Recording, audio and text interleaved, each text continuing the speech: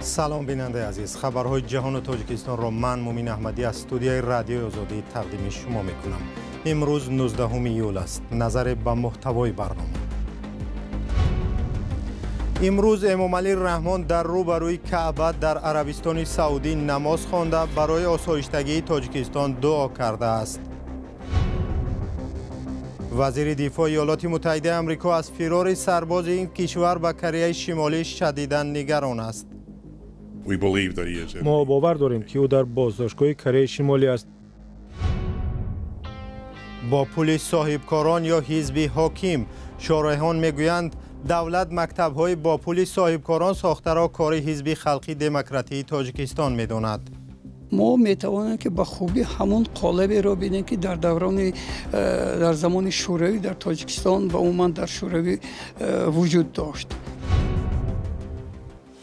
امام علی رحمان پرزیدنت تاجیکستان امروز 19 ایول قبله مسلمانان کعبه را زیارت کرده است. سامانه پرزیدنت تاجیکستان خبر داد که امام علی رحمان در کعبه 2 رکعت نماز خوانده است.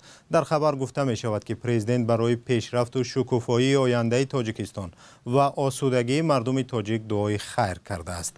پرزیدنت تاجیکستان بار پنجم است که به زیارت کعبه می رود. طرفداران حکومت ادای حج عمره از طرف امام علی رحمان را یک نوع احترام او به ارزش‌های دینی می‌دانند، ولی سازمان‌های حامی حقوق رئیس جمهوری فعلی تاجیکستان را برای محدود کردن آزادی‌های دینی در داخل کشور تنقید می‌کنند.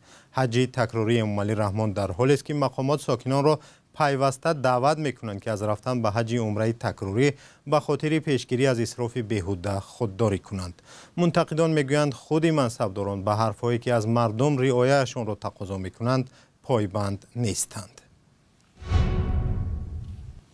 و خبری دیگر، مقامات نسبت به یک آموزگار در ناحیه شمس‌الدین شاهین با گمان آزار جنسی خواننده 16 ساله مکتب زیر نظرش پرونده جنایتی باز کردند. نزدیکان آموزگار 62 ساله میگویند او را تهمت زدند. همکارم محمود جان رحمتزاده این موضوع را پیگیری کرده است. تحقیق پرونده مدیر یک مکتب در ناحیه شمس‌الدین شاهین با اتهام دستاوردی به خواننده قریب به انجام رسیده است. قضیه این مرد 62 ساله از طرف ریاست وزارت کارهای داخلی ولایت ختلان تفتیش شده در نظر است پرونده روزهای نزدیک به دادگاه ارسال شود. پیوندان مدیر مکتب اتهام را قبول ندارند. یک منبع در اداره پلیس ختلان روز 19 ایول به رادیوی آزادی تایید کرد که NN مدیر مکتب بود به یک خواننده 16 ساله دستاوردی کرده است. با گفته منبع تفتیشات پس از شکایت جبردیده در اوایل ماه ایون شروع شده است. فعلا NN در بازداشت است و نسبتش با ماده 139 قسم د بند د یعنی حرکت زورآوری دارای خصوصیت شهوانی نسبت به شخصی بر اعلی نابالغ پرونده باز شده است. هر دو طرف را مفتشان ملیسا پرسیدند و باید روزهای نزدیک تفتیشات انجام شده پرونده به دادگاه رود. در صورت اثبات گناه NN ممکن است از 7 تا 12 سال زندانی شود. پیوندان مدیر مکتب اتهام را بی اساس می‌دانند. یکی از بستگانش که نخواست از اون نام بریم گفت مدیر مکتب 62 ساله است و باور کردن دشوار است که او به چنین عمل دست بزند. در گذشته نیز بازداشت آموزگاران با گمان آزار جنسی و تجاوز خوانندگان رسانه‌ای شده بود. از جمله 2 سال پیش آموزگار یک مکتب را در دوشنبه با گناه تجاوز خواننده 17 سال زندان محکوم کرده بودند.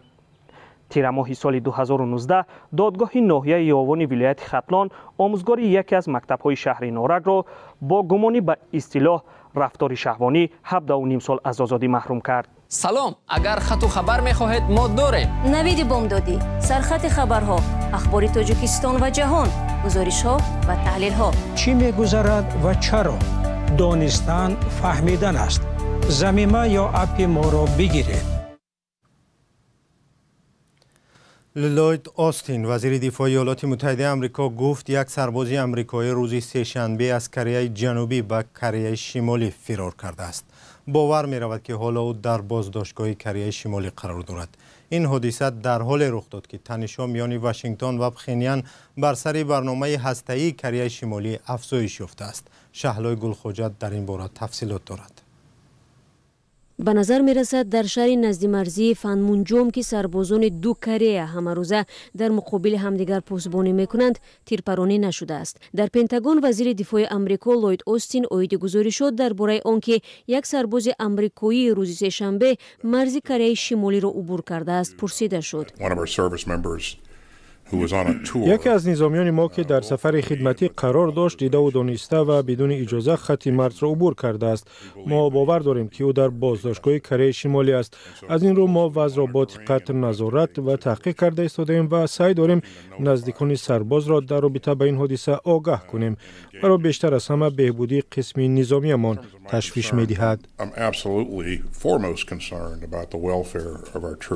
جین لی یک پادکستر که خود را ناظر کره شمالی مینامد میگوید این قضیه هنوز ناروشنی‌های زیاد دارد، اما قصه های دیگری سربازان آمریکایی در کره شمالی موجود است.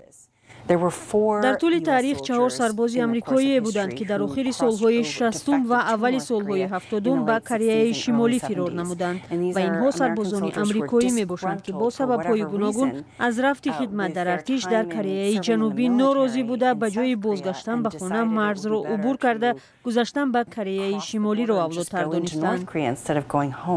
وزارت خارجه آمریکا گفت مقامات دفاع برای حل وضع با جانب کره شمالی در ارتباط شدند. اریک گومز که پژوهشش به نظارت اسلحه و ثبات هسته‌ای در آسیای شرقی تمرکز می‌کند میگوید این حادثه در حال رخ داده است که تنش‌ها میان کره شمالی، کره جنوبی و ایالات متحده افزایش یافته است. ایالات متحده بعد از پرتاب تکراری موشک کره شمالی از جمله 2 موشک در روز چهارشنبه کشتی زیریابی هسته‌ای را به کره جنوبی فرستاد. و خبری دیگر از دوشنبه، نظرسنجی‌های چند سالی اخیر نشان می‌دهد که کتابخوانی ساکنان در تاجیکستان کاهش یافته است. برخی آن را بر رشد یافتن اینترنت و سرچشمه‌های معاصری پیدا کردن دانش و علم ربط می‌دهند، ولی برخی از پایین رفتن سطح معرفت ساکنان شکایت می‌کنند. حالا مسئولان کتابخانه ملی در دوشنبه می‌گویند پس از اعلان آزمون فروغ صبح دانایی تعداد کتابخانه‌ها زیاد شده است. همکاران هم سروناز روح‌الله و براد یوسفی به کتابخانه ملی رفتند. با وجود تعطیل تابستانه مکتبچه‌ها تعدادی از کودکان و جوانان در تالارهای کتابخانه ملی تاجیکستان سرگرم کتابخوانی‌اند. اکثر آنها افرادی‌اند که برای شرکت در آزمون فروغ صبح دانایی کتاب است آمادگی می‌گیرند. هر روز به کتابخانه ملی آمده از ساعت 9 تا ساعت 6 همان کتاب‌هایی را که در روزنامه هستند آنها را مطالعه می‌نمایم. از کی اومده؟ چند وقت شد؟ من از ماه می، یعنی که از بعد دور نهیوی به اینجا می‌آیم. مسئولین کتابخانه میگویند با راه اندازی شدن آزمون فروغ صبح دانایی شماره هواداران کتابخانه به مراتب بیشتر شده است. برخی دانشجویان دیگر به این مکان به خاطر مطالعه کتاب‌های آمده بودند که تخصصی اند و در کتابخانه‌های دیگری پایتخت پیدا کردن نتوانستند. مثلا من عضو دانشجوی کورس ششم دانشگاه دولتی طبی تاجیکستان میباشم و اختصاص من طب پروفیلاکتیکی است. من نیت اپیدمیولوژ شدن دارم و بسیارتر کتاب‌هایی که به ساحه خود اپیدمیولوژی ضرور است مطالعه می‌نمایم. مثل منیژه و عبدالجبار در 6 ماه سال جاری بیشتر از 70,000 نفر برای مطالعه کتاب به کتابخانه ملی تاجیکستان تشریف آوردند.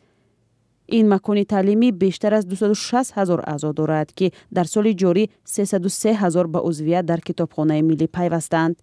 رهبریت کتابخانه میگویند برای تامین طلبات خوانندگان در سال جاری بیشتر از 25,000 کتاب خریدند.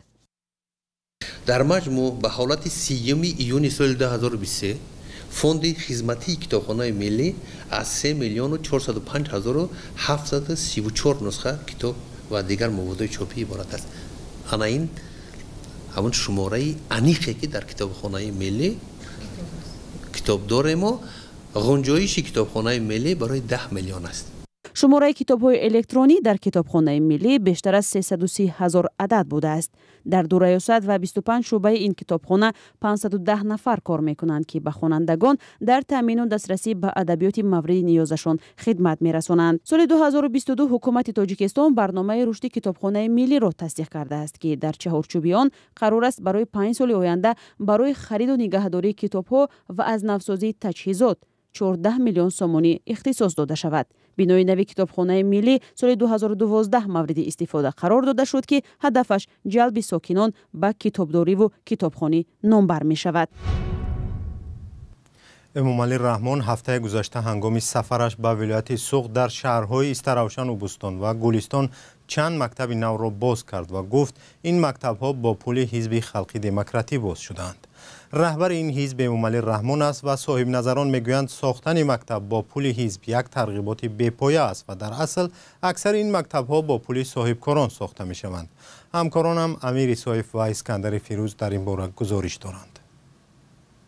با قول شاکرجان حکیموف معاون رئیس حزب سوسیال دموکراتی تاجیکستان، بسیار حزبی در جامعه کشور تا حال به شرط اساسی حیات سیاسی تبدیل نیافته است. بسیار حزبی حقانه نیست. از این خاطر مثلا کنستیتوسیه و قانونگذاری پیش بینی کرده است و مقرر نموده است، اما شهروندان تاجیکستان، شخصان موفق و کارخانه ها نوابسته از شکل مالکیتشان و تابعیت مامورشان کوشش میکنند که تدریجاً اولویت را به حزب خلق دموکراتی دهند، چون سرورش پرزیدنت تاجیکستان و تمام نومنکلاتوره یعنی رئیس ولایت ها و وزیرها و راهبران مؤسسات ورزشی، فرهنگی و غیره را وادار کردند که با استفاده از طرز اصول های ویژه و خاص تاجیکستان در این حزب باشند. عبدالرحمن خانزاده، یک مسئول حزب خلقی دموکراتی تاجیکستان میگوید که راهبری امامعلی رحمان نفران زیاد را وادار میسازد که در پیروی به ابتکارهای پیشوای معظم ملت عضو این حزب گردند. ما با مردم در انتخابات وعده نمیدیم، بلکه ما کفالت میدیم تطبیق برنامه هامون. این خاطر امروز که ما فعالیت دائمی و منتظم داریم در انتخابات ها، در رقابت با حزب‌های سیاسی، یک برتریت حزبی ما همین است که مثلا ما با مردم بیشتر نزدیک شده ایستادیم. عین حال با نظر و راهبر سازمان غیر دولتی پرسپکتیو پلوس، واقعه‌های 10 سال اخیر حیات سیاسی در کشور رخ داده را باعث کاسته شدن فعالیت سیاسی می‌حسابد. بحث مناظره‌ای که بود، بعضی‌ها مثلا در حبس هستیدن، بعضی‌ها ترک کردن، همین چیز یک در جامعه یک ترس به وجود میاد. در جامعه که ترس وجود دارد مثلا نمیشود پلورالیسم سیاسی. عبدالملک قادیروف، تحلیلگر سیاسی، با این نظر است که نظام سیاسی تاجیکستان به تدریج به نظام خودکامه تبدیل می شود. اگر امروز ما با قالب حکمرانی حکومت امروز نگاه کنیم، ما میتوانیم که به خوبی همون قالب را ببینیم که در زمان شوروی در تاجیکستان و عموما در شوروی وجود داشت. با اطلاع وزارت معارف و علم تاجیکستان، در سال جاری مورد استفاده قرار گرفتن 219 مکتب نو در نظر است. فعالان حزب خلقی دموکراتی تاجیکستان از جمله صاحبکاران موفق تصمیم میگیرند که در پیشرفت اقتصادی و اجتماعی تاجیکستان سهمگذار باشند و چنین مکتب‌ها را بنیاد کنند. ما نمیدونیم که این حزب چقدر پول دارد و آیا در ساختمان مکتب‌ها یا که مؤسسه‌های دیگری که برای کشور، برای مردم ضرور است اشتراک می‌کرده باشد. ما در این باره معلومات دقیق نداریم. ما البته به هر کسی که پیش از همه به حکومت کشور، به دولتمان و به کسایی که اگر قدرت دارند و در ساختمان این مؤسسه ها شرکت میکنند و یا میسازند، به همه اونا تشکر میگیم. ضمناً در تاجیکستان 7 حزب سیاسی فعال است و بیشتر از کرسی های پارلمان در اختیار حزب حاکم میباشند. 3 حزب دیگر نیز با مجلس نمایندگان راه یافتند، اما نقش چندانی در حیات سیاسی تاجیکستان ندارند. خبری از قزاقستان. حکم زندانی سردار پیشین پلیس ولایت الماتای قزاقستان گنرال سریک کودبایف که در رابطه با حادثه های ینوری از آزادی محروم شده بود به دلیل فرار از کشور در رفت تفتیشات 6 ماه دیگر دراز کرده شد. همکنون گنرال قزاق 10 سال و 3 ماه در زندان خواهد ماند. جانب حمایتگر از دادرس درخواست کرده بود که او را برای فرار از کشور جریمه کنند. سپاس که ما را همراهی کردید. خبرهای از این بیشتر را شما از سامانه رادیو آزادی و صفحه های ما در فیسبوک، اینستاگرام، تیک تاک، تلگرام و یوتیوب پیدا کنید. خدا نگهدار.